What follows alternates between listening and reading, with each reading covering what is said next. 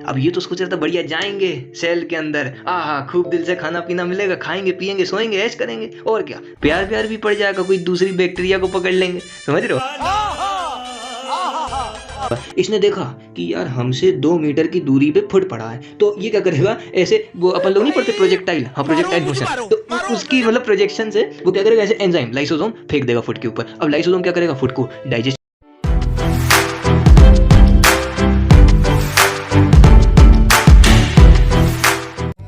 तो हाँ भाई, कैसे हो सब बढ़िया सबके जीवन में, तो अब बढ़िया चल रहा ना जीवन में सबके। तो अब नीट तो आ ही रही है, हाँ नीतू जी से मिलने चलना है ना। कौन नीतू जी, अरे नीट पेपर यार, नीतू जी समझ रहे हो। तो अब किसको, एंडो मेम्ब्रेन सिस्टम पहले भी वीडियो डाला था, कौन सा सर, अरे इसमें बढ़िया स्ट्रक्चर से, अब देखना जाके स्ट्रक्चर से पूरा एंडोप्लाज्मिक रेटिकुलम, गोल्जी बॉडी, सब क्या क्या काम करते थे, ग्लाइकोप्रोटीन ग्लाइकोलिपिड ये सब बवाल बनाते थे ना सर, हमने नहीं देखा तो बाबा देख लेना जाके, डिस्क्रिप्शन वाले डब्बे में डाल देंगे। सुनो बाबा, इसको मैं थोड़ा क्यों ज़्यादा इतना वो दे रहा हूँ, क्योंकि यहाँ से एक दो करके सवाल पूछ लेता है, और पूछता बहुत छोटे मोटे टाइप के हैं, आप लोग देखना प्रीवियस ईयर में। और वो मैं चाहता हूँ ये छोटी सी चीज़ पे आप गलती मत करो। तो पिछले वीडियो में अपन ने क्या बताया था ना, एंडो मेम्ब्रेन सिस्टम समझा दिया था, समझ रहे हो, कि गोल्जी बॉडी का काम क्या है, कैसे करेगी, सिस ट्रांस ये सब बवाल चीज़ें होती। अब मैं इनको एक एक करके ले रहा हूँ, कैसे एक एक करके, पहले एंडोप्लाज्मिक रेटिकुलम को पढ़ाऊंगा, फिर गोल्जी बॉडी, उसकी मतलब पूरे डेप्थ में लेके चलेंगे, समझ रहे हो। नहीं कहते वो ले चलो तुम्हें तारों के शहर में, वैसे ही हरामी हो बेटा।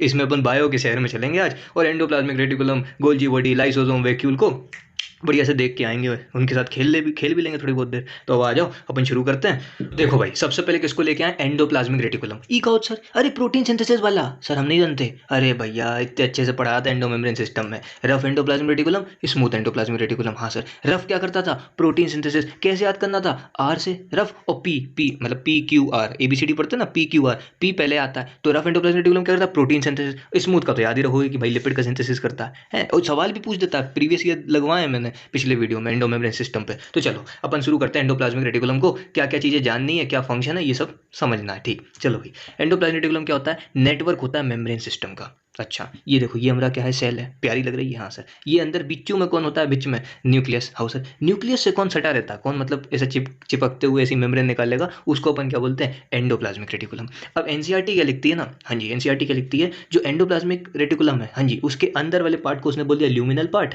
और बाहर वाले को बोल दिया एक्स्ट्रा ल्यूमिनल पार्ट, समझ रहे हो। ये एनसीईआरटी में लिख देता है कि भाई ल्यूमिनल पार्ट इज इनसाइड वाला, वो सब तुम लोग पढ़ लेना जाके, ठीक।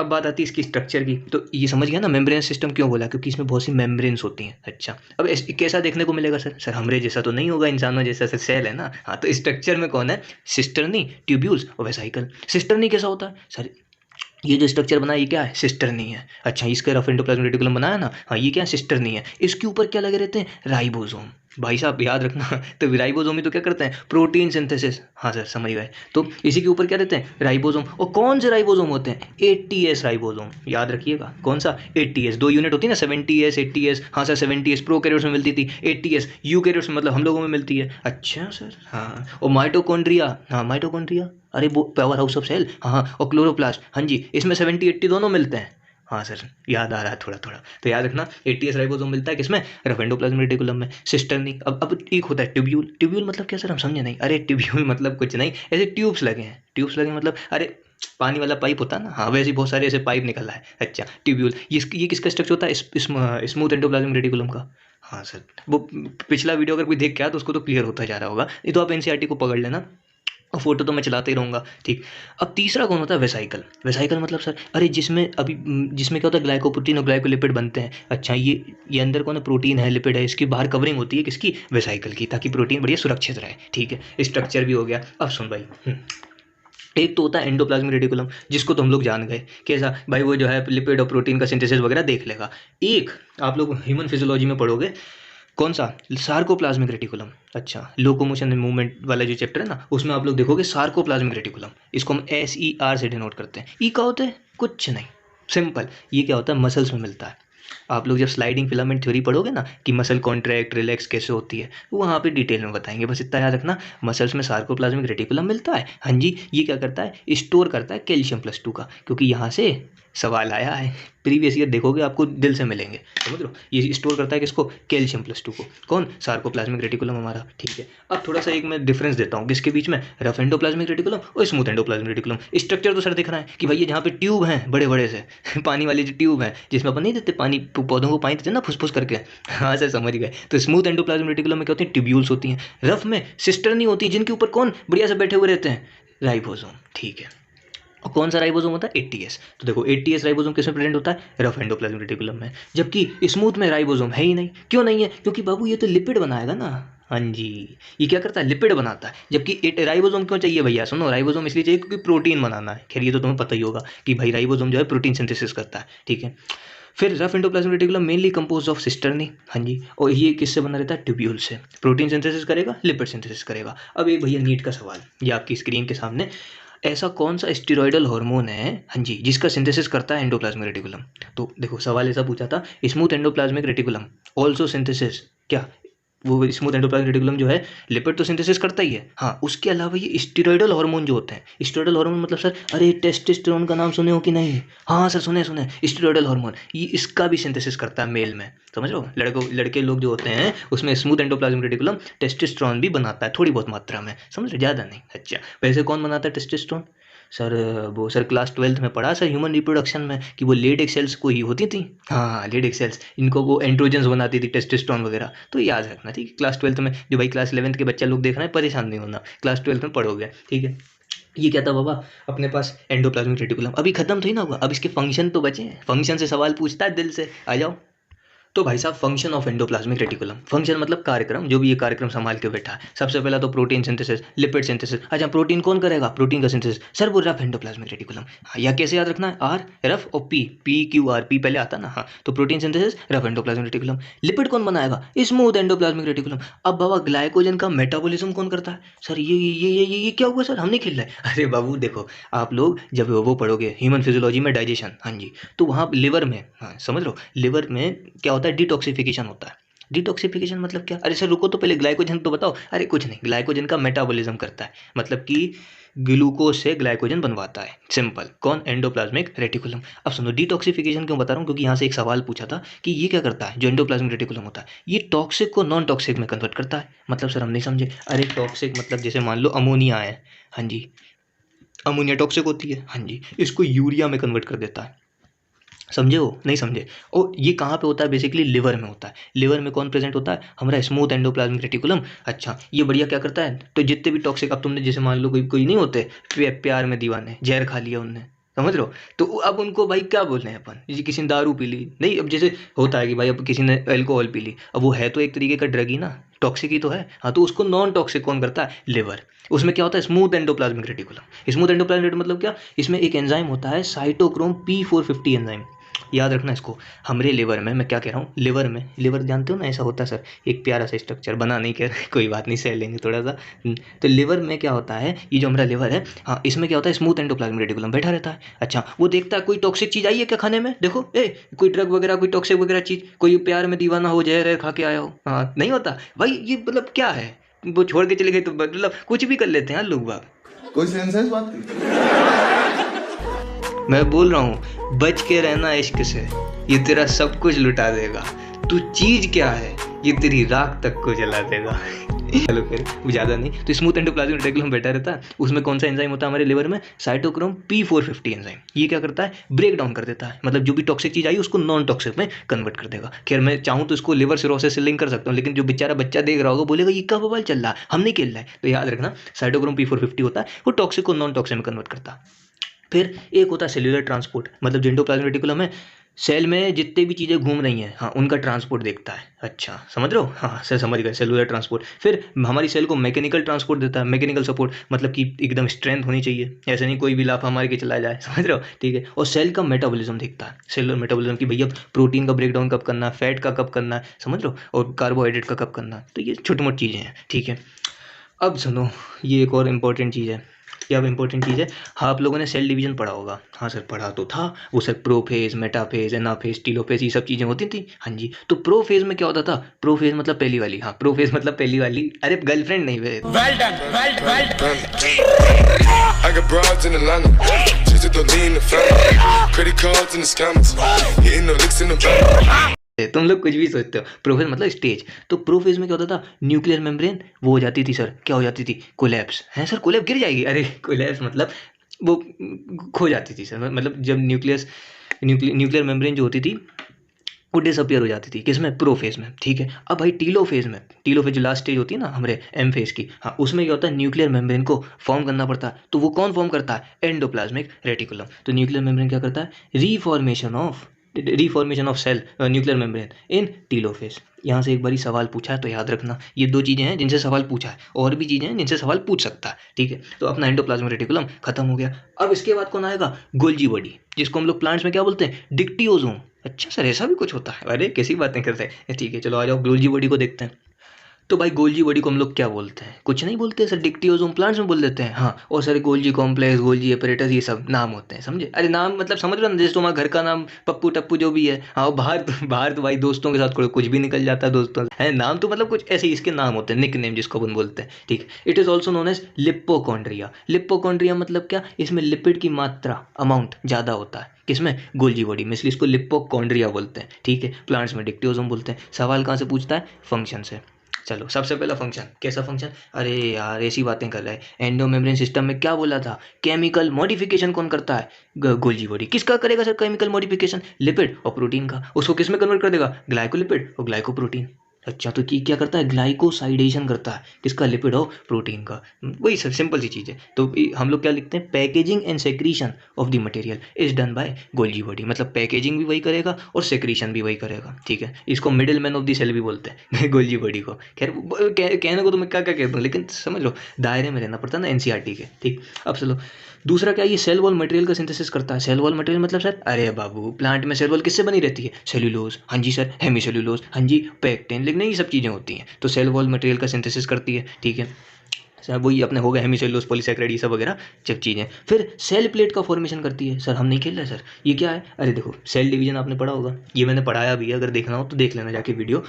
सेल में जब डिवीजन होता है, प्लांट सेल में बेसिकली, देखो ये हमारी क्या है, सेल है, हाँ सर अच्छी दिख रही है, हाँ। तो जब प्लांट सेल में डिवीजन होता है ना, तो ये क्या करता है, ऐसा एक बिच्चू में सेल प्लेट बना देता है। मतलब जब वो साइटोकाइनेसिस वगैरह हो गई है, हाँ जी, तो तब जब दो न्यू सेल्स बनेंगी ना, तो ये बीच में क्या करता है, सेल प्लेट का फॉर्मेशन कर देता है। कौन करता है, गोल्जी बॉडी। बाबा यहाँ से सवाल पूछा है इसलिए मैं थोड़ा जोर दे रहा हूँ, सेल प्लेट का फॉर्मेशन कौन करता है, गोल्जी बॉडी, ठीक है। और भैया ये तो बाबा ह्यूमन रिप्रोडक्शन तुम्हें पता ही होना चाहिए। देखो कुछ नहीं, यहाँ से नीट में आप लोग देखना 2018-19 में पूछे गए हैं, formation of acrosome during the spermiogenesis. हम नहीं खेल रहे सर, हम 11वीं के बच्चा हैं, हम जी का खेल रहे हैं सर, स्पर्म फॉर्मेशन का हमने पढ़ा ही नहीं सर। देखो कुछ नहीं होता, अगर किसी को वीडियो देखना है तो एक स्पर्मेटोजेनेसिस पे वीडियो डाला हुआ है, वैसे तो मैं भी अभी मैं बता दे रहा, ये हमारी स्पर्म है, हाँ सर अच्छी दिख रही है, आई गजब। अबे साले जब, ठीक, तो ये इसका ये वाला पार्ट क्या है, तेल, हाँ टेल, हेड, नेक, ये सब होता है।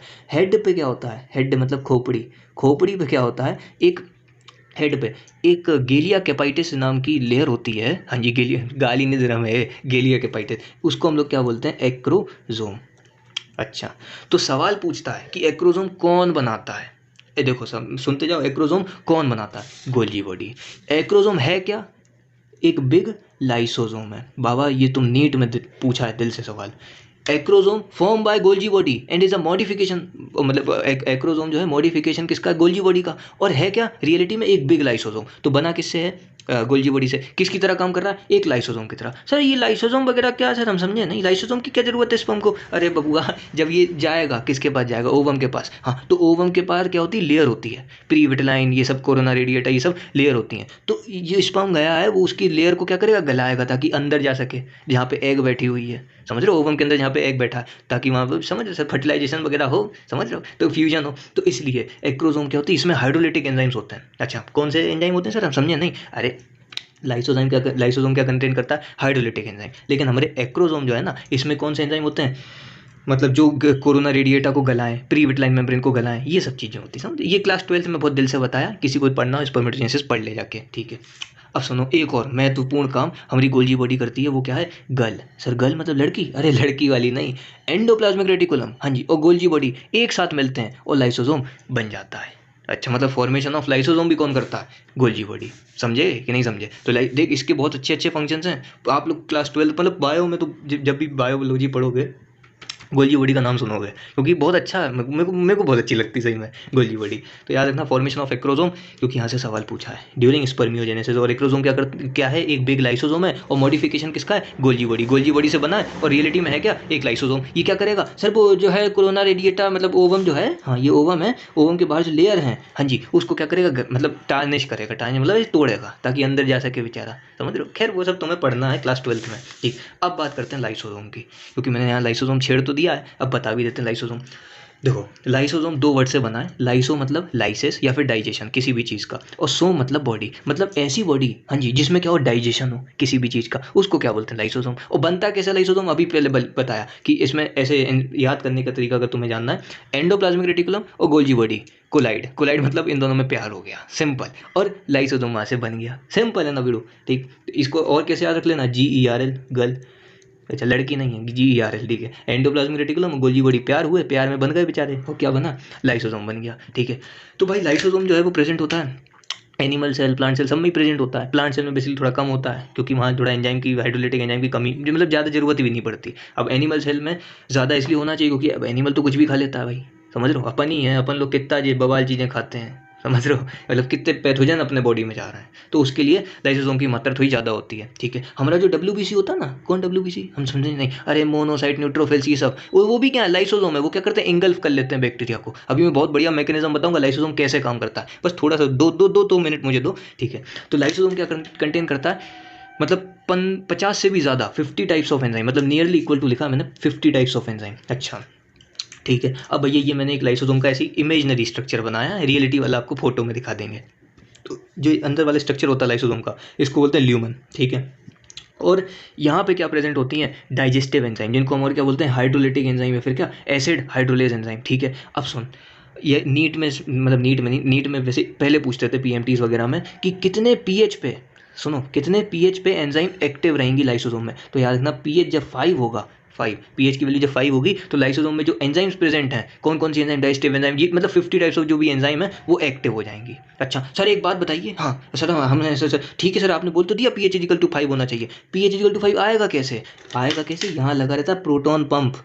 कौन लगा रहता है? Proton pump. ये क्या करता है? बाहर से H+ को पकड़ेगा, ये स्ट्रोमा वाला जो पार्ट होगा ना साइटोप्लाज्म में, हाँ देखेगा H+ है, हाँ फटाफट उसको ऐसे पकड़ के लेके आएगा और अंदर फेंक देगा ल्यूमन में, ताकि H+ की, अब अरे यार H+ जैसे जैसे बढ़ेंगे एसिडिटी, समझ रहे? एसिडिटी बढ़ेगी, हाँ तो pH की वैल्यू कम होती जाएगी, समझा कि नहीं? हाँ तो ऐसे pH = 5 पे, अगर pH की वैल्यू 5 से थोड़ी सी भी, जरा सी भी, मान लो 5.1 भी हो गई ना, तो एक्टिव नहीं रहेगा। तो याद रखना एंजाइम्स इनएक्टिव हो जाएंगे जैसे pH की वैल्यू बदलेगी, समझे? ठीक है। तो अगर pH की वैल्यू 5 है, एंजाइम बढ़िया से एक्टिव है, कोई भी पैथोजन, बैक्टीरिया, वायरस, ये सब कुछ भी आ जाए, समझ रहे हो, उसको निपटा देगा, ठीक है।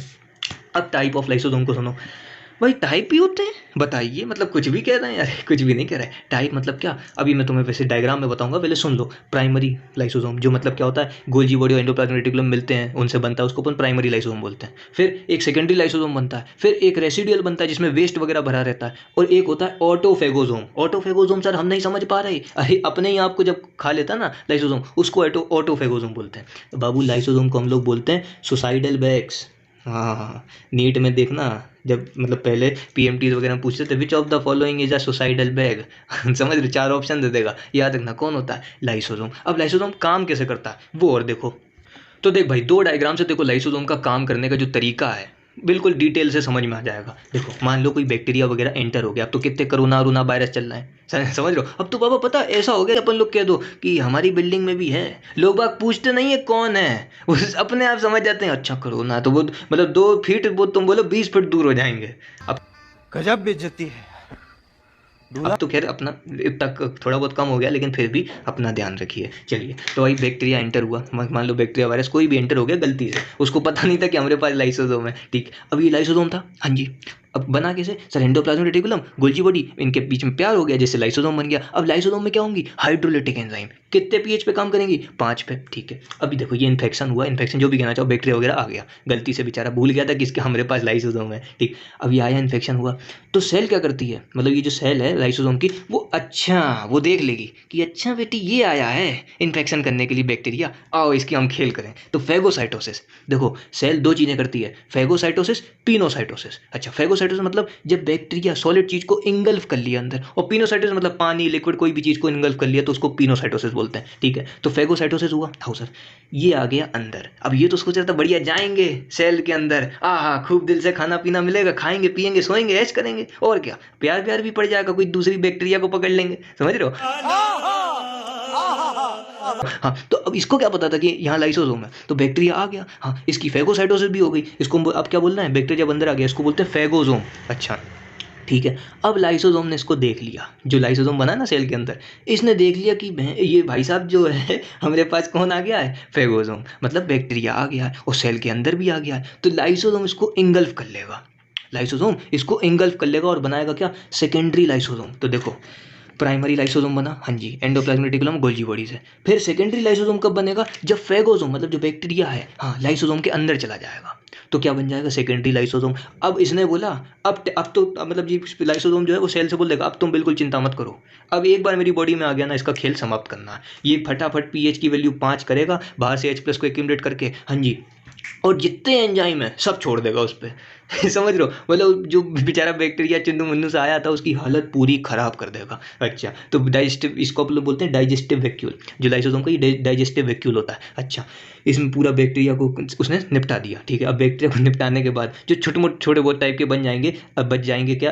अनडाइजेस्टेड बैक्टीरिया, कुछ कैप्सूलेटेड बैक्टीरिया होते हैं। कैसे कैप्सूलेटेड, याद रखना, उनके बाहर ऐसी एक कैप्सूल की लेयर होती है, हार्डेस्ट लेयर, उस पर थोड़ा काम नहीं कर पाता तो थोड़ा बहुत जो अनडाइजेस्टेड बच जाता है। हाँ, इसको अपन एक लाइसोसोम में भर के, मतलब एक सेल में भर के, इसको अपन बोलते हैं रेसिडुअल, बोल लो रेसिडुअल लाइसोसोम। देखो प्राइमरी भी समझ गए, सेकेंडरी भी समझ गए, अब बचा कौन, रेसिडुअल लाइसोसोम। तो रेसिडुअल मतलब क्या, जिसमें थोड़ा अनडाइजेस्टेड बैक्टीरिया प्रेजेंट है, ठीक है। इसको इसके थ्रू क्या करेगा, सेल के बाहर फेंक देगा, एक्सोसाइटोसिस। तो समझे मैंने क्या बोला, बैक्टीरिया आया, हाँ लाइसोसोम ने देखा आओ आज इनकी हम खैर बनाएं, समझ रहे हो, पहले डंडा लेके खड़ा होगा कौन, लाइसोसोम। लाइसोसोम ने क्या किया, फेगोसाइटोसिस हुई, फेगोसोम को मतलब वो फेगोसोम बैक्टीरिया जो आया था उसको इंगल्फ कर लिया अपने अंदर, और फटाफट उसने क्या बोला, अब चिंता मत करो तुम, सेल से क्या बोलते, चिंता मत करो, अब वो आ चुका है, अब उसका हम खेल कर देंगे। फटाफट pH5 किया, उसको डाइजेस्ट कर दिया एंजाइम्स के थ्रू, और सेकेंडरी लाइसोसोम बन के फिर क्या बना, थोड़ा वो जो छोटे मोटे टाइप का रेसिड्यू मतलब वेस्ट जो बच गया उसको सेल के बाहर फेंक दिया रेसिड्यूअल लाइसोसोम के थ्रू। तो समझ गए, अब बैक्टीरिया आया तो ऐसा काम हुआ।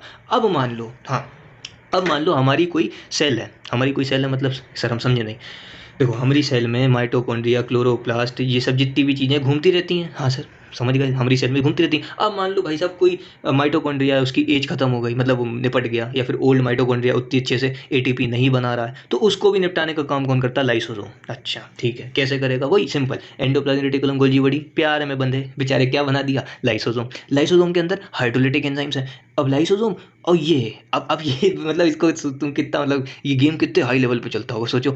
अब ये कौन है, माइटोकॉन्ड्रिया, डेड माइटोकॉन्ड्रिया, फिर ओल्ड माइटोकॉन्ड्रिया। लाइसोसोम ने देखा कि ये यार तब बुढ़ा गई हो माइटोकॉन्ड्रिया, अरे कहना क्या चाहते हो, मतलब माइटोकॉन्ड्रिया से क्या कह रहा होगा, तुम बुढ़ा गई हो, ATP वगैरह बना नहीं पा रही होगी, ऐसा करो तुम अब थोड़ा त्याग कर दो ताकि दूसरी माइटोकॉन्ड्रिया बन जाए। तो लाइसोसोम और लाइसोसोम ने क्या किया, माइटोकॉन्ड्रिया को अपने अंदर ले लिया, वही फेगोसाइटोसिस जो भी कहना चाहो। इसको अपन बोलते हैं ऑटोफेगोसोम। जब अपनी ही सेल को, मतलब अपनी ही सेल की जो माइटोकॉन्ड्रिया वगैरह है उसको ही क्या करे, लाइसोसोम इंगल्फ कर ले और उसको किल कर दे, उसको अपन क्या बोलते हैं, ऑटोफेगोसोम। तो मैंने 4 तरीके के वो बताए थे लाइसोसोम, अब क्लियर हो गए होंगे मैं मान रहा हूँ, क्योंकि यहाँ प्राइमरी, सेकेंडरी और रेसिडुअल हो गए थे, और इसमें क्या हुआ, ऑटोफेगोसोम। अब ये जैसे ही माइटोकॉन्ड्रिया गई, मतलब अपनी सेल को उसने मतलब डाइजेशन के थ्रू जितने भी एंजाइम थे सब छोड़ दिए, और बैक्टीरिया जैसी हालत करके वही छोटे मोटे टाइप की जो वेस्ट बचेगा उसको एक्सोसाइटोसिस के थ्रू बाहर फेंक दिया सेल के। तो समझे लाइसोसोम, अब तो समझ गए ना लाइसोसोम का काम। हाँ जी, अब फंक्शन एक और बार सुन लो तो थोड़ा क्लियर और हो जाएगा। तो भाई देख, function of lysosome, intracellular digestion, अच्छा, इंट्रासेल्युलर मतलब सर समझे नहीं। अरे अभी तो बताया था डायग्राम के थ्रू। इंट्रासेल्युलर मतलब सेल के अंदर ही डाइजेशन करना है। हाँ, या तो क्या हो, कोई बैक्टीरिया वगैरह आ गया हो। हाँ, इसको अपन बोलते थे हेट्रोफेगी। वो बैक्टीरिया को देख के फटाफट लाइसोसोम ने pH 5 करके निपटा दिया। फिर या फिर ऑटोफेगी हो गई हो। ऑटोफेगी मतलब देखो दो तरीके से ऑटोफेगी होती है। या तो क्या हो, माइटोकॉन्ड्रिया वगैरह जो है, क्लोरोप्लास्ट वगैरह है, बुढ़ा गए हैं। बुढ़ा गए मतलब ओल्ड हो गई है एज, डेड मतलब मर गए हैं, ऐसा समझो। सेल में मरे हुए पड़े हैं, तो उनको अब भाई क्लीन करना है, समझ लो। सेल में सफाई रहनी चाहिए ना, हाइजीनिक। हाँ, तभी तो बॉडी हाइजीन रहेगी, ठीक है। या तो वो क्या कर सकता है, ऑटोफेगोज मतलब खुद की सेल्स को मार देगा। या फिर क्या हो, सेल को बहुत दिन से खाना ना मिला हो, स्टारवेशन मतलब लाइसोसोम भूखा है। अच्छा, प्यासा नहीं है, भूखा है, ठीक है। तो during starvation of cell autophagy भी दिखाता है कौन, लाइसोसोम। क्लियर हुआ, ठीक है। अब एक तुमने पढ़ा होगा एक्स्ट्रा सेलुलर डाइजेशन। ये क्या होता है सर? देखो कुछ ऐसे फंगस होते हैं, हाँ फंगस, हाँ सर सुने हैं सर, अमीबा फंगस वगैरह जो होते हैं, ये क्या करते हैं, जैसे मान लो ये बाहर फूड पड़ा हुआ है। हाँ सर, ये बाहर फूड पड़ा है और यहाँ पे हमारी कौन है, प्यारी सी फंगस। हाँ, फंगई है, ठीक है। ये क्या करेगा फंगस, ये बाहर क्या निकाल देगा, लाइसोसोम। अच्छा, मतलब सर बॉडी के बाहर क्या निकाल देगा, लाइसोसोम। सेल से इसने क्या फेंक दिया बाहर, देखा इसने। देखो ये मान लो हमारा फंगस है, हाँ फंगी है, जो भी कहना चाहो। यहाँ पे पड़ा हुआ है फूड, ठीक है, फूड पार्टिकल पड़ा हुआ है। इसने देखा कि यार हमसे 2 मीटर की दूरी पे फूड पड़ा है, तो ये क्या करेगा, ऐसे वो अपन लोग नहीं पढ़ते प्रोजेक्टाइल, हाँ प्रोजेक्टाइल मोशन, तो उसकी मतलब प्रोजेक्शन से वो क्या करेगा, ऐसे एंजाइम लाइसोसोम फेंक देगा फूड के ऊपर। अब लाइसोसोम क्या करेगा, फूड को डाइजेस्ट करेगा। डाइजेस्ट करेगा मतलब छोटे छोटे से, तो उसमें तोड़ देगा। और जैसे ही वो टूट जाएगा तो ये क्या करेगा, जो फंगस है वो अपने बॉडी में अंदर ले लेगा फूड को। तो समझे कि एक्स्ट्रा सेलुलर डाइजेशन मतलब क्या, कि बाहर जो फूड पड़ा है उसको हमने बाहर ही डाइजेस्ट कर दिया, और जो छोट मोट टाइप का अच्छा खाना बचा डाइजेस्ट होने के बाद उसको हमने बॉडी के अंदर ले लिया। अच्छा सर, हम लोगों में भी देखने को मिलता है। हाँ मिलता है ना बाबा। ओस्टियोक्लास्ट सेल का आपने नाम सुना होगा। देखो बोन्स में, बोन्स अपन लोग पढ़ते हैं ना, हाँ, तो ओस्टियोब्लास्ट और ओस्टियोक्लास्ट, ये दो का ही मतलब दबदबा रहता है। देखो ओस्टियोब्लास्ट सेल्स जो होती हैं, ब्लास्ट, ओस्टियोब्लास्ट बी लिख रहा हूँ मैं ना, देखो लिख दे रहा, नहीं तो बोलोगे क्या। ओस्टियोब्लास्ट ये क्या करती हैं, ये बोन को फॉर्म करती हैं, ठीक है। ये इनको हम लोग बोलते हैं बोन फॉर्मेशन, मतलब बोन फॉर्मिंग सेल्स, ठीक है। ओस्टियोक्लास्ट सेल क्या होती हैं, बोन को खा जाती हैं। अच्छा, अब देखो कुछ कुछ लोगों में नहीं होता कि मतलब आउट ग्रोथ हो जाती है, जैसे अब ये मेरी नॉर्मल है, हाँ, अब किसी में हड्डी की आउट ग्रोथ हो जाती है बाहर की तरफ, तो उसको जो अनवांटेड पार्ट है बोन का, उसको खाने का काम कौन करती है, ओस्टियोक्लास्ट सेल।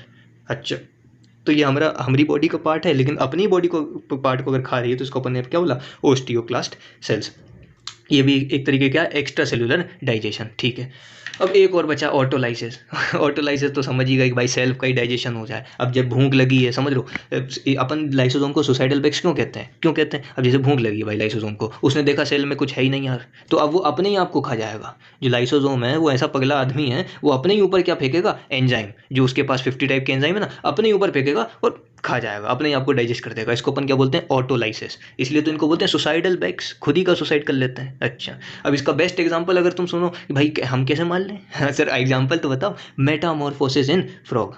अच्छा, फ्रॉग तो देखा ही होगा सर, हाँ बरसात के मौसम बढ़िया आ जाते हैं खेलने अपने साथ, वो सर जंपिंग खेलते हैं। हाँ तो चलो, टेडपोल जो होता है उसका लार्वल स्टेज, हाँ जी, और जब वो एडल्ट बनता है तो फ्रॉग बनता है। तो टेडपोल में क्या होती है, मेटामॉर्फोसिस होती है। अच्छा, जिससे क्या बनता है, फ्रॉग बनता है। तो इस जब ये प्रोसेस होती है ना, हाँ, इसमें एक एंजाइम लगता है कैथेप्सिन।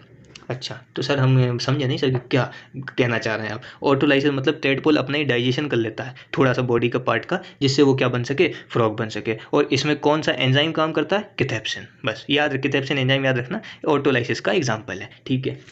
जब फूड नहीं मिलता तो भाई टेडपोल अपने आप को क्या करता है, डाइजेशन करता है, जिससे फ्रॉग बन सके वो। अच्छा, लार्वल स्टेज से एडल्ट स्टेज बन सके। तो अब ये क्या था, अपना लाइसोसोम। अब 1 मिनट और दे दो मुझे, वैक्यूल अपन कंप्लीट करते हैं, फिर आपसे टाटा बाय बाय कह देते हैं। तो देखो, तो भाई देखो, ये छोटी सी चीज़ बची है वैक्यूल। वैक्यूल सर कैसा होता है, सर देखो प्लांट्स में मिलता है सर, हमने इधर आओ सर, कान लगाओ इधर, हाँ सिर्फ प्लांट्स में मिलता है। कौन, वैक्यूल। नीट में सवाल भी दिया है, ठीक है। और जो वैक्यूल होती है ना सर, हाँ जैसे ये हमारी प्लांट सेल है, हाँ, तो ये वैक्यूल सबसे ज़्यादा मतलब प्लांट में 90% से भी ज़्यादा पार्ट को कवर करके रखता है। अच्छा, और वैक्यूल की जो लेयर होती है इसको अपन टोनोप्लास्ट बोलते हैं। क्या बोलते हैं, टोनोप्लास्ट। अच्छा, गजब गजब नाम है, बताओ, टोनोप्लास्ट, ठीक है। और इसमें सेंट्रल लार्ज वैक्यूल मिलेगा। वैक्यूल के अंदर होगा क्या सर, पिगमेंट्स होते हैं।